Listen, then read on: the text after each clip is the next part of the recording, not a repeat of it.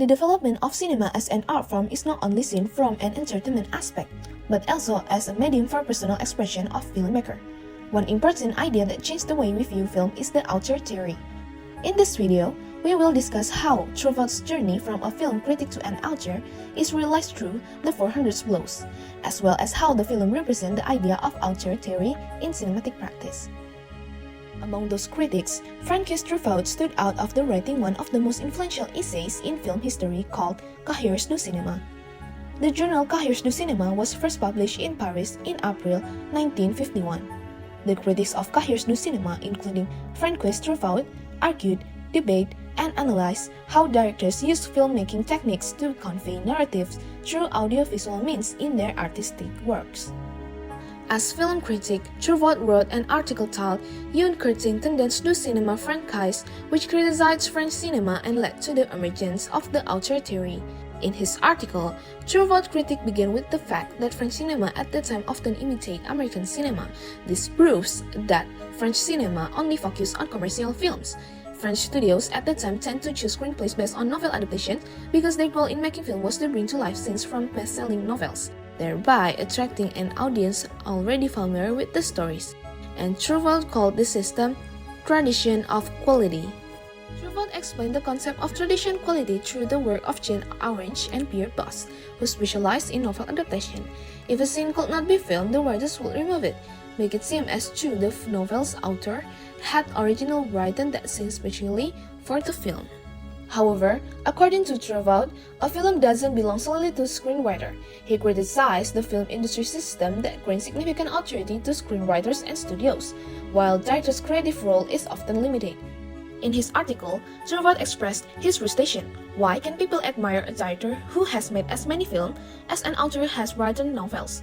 Thus, the term cinema the auteurs emerged, meaning that the director is an auteur who holds full creative control over the film. Truffaut's criticism became crucial here, shifting the film industry. Prior to emergence of auteur theory, critics of the Hollywood production model considered it overly controlling the audience experience through predetermined narrative patterns and production structures. The Hollywood film production system at the time often emphasized commercial effectiveness and market success, limiting the scope for the audience interpretation and the director's creative exploration.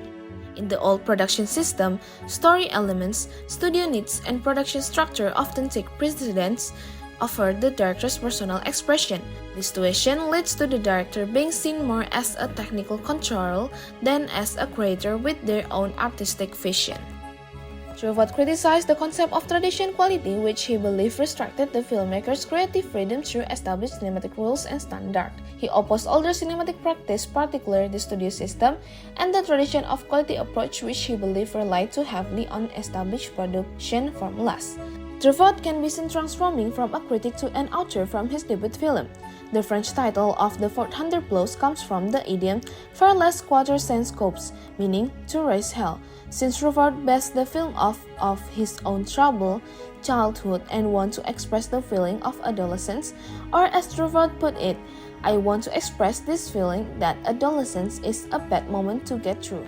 The film was full of his unique way of expressions because rather than creating a generic coming-of-age story, he took his personal memories and transformed it into cinematic art that depicts his own identity and experience. By incorporating elements of his own childhood, he made the film an object to express his emotion and experience, fueling the auteur principle that the film should imprint the director.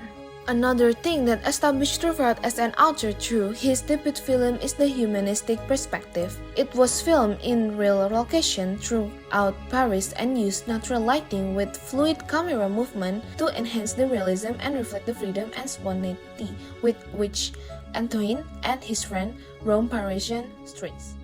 Truffaut uses human emotion, their relationship with one another, and the realism of everyday life as a personal artistic medium, supporting the idea the authors have their own way to communicate meaning in their films. Through the clearest statement which defines the 400 blows, as Truffaut debut as an author is from the ending of the film.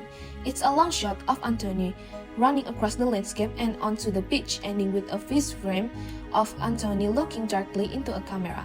In this way, Truffaut conveys the character's rebellion and flight, forcing audience to consider the factors that contribute to teenagers' negative reactions. Long shots become its own distinct style of the directing that Truffaut uses even in his later works.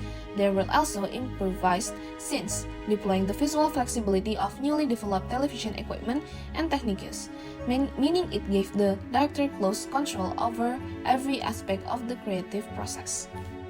The 400 Below serves as a strong evidence of Truffaut's transformation from a critic to an author. The film captures Truffaut's artistry and vision through its semi-biographical narrative, humanistic perspective, and also his choice of cinematic techniques. As a result, not only does the film mark Truffaut's debut as an author, but also makes him one of the most important authors in French New Wave era of cinema.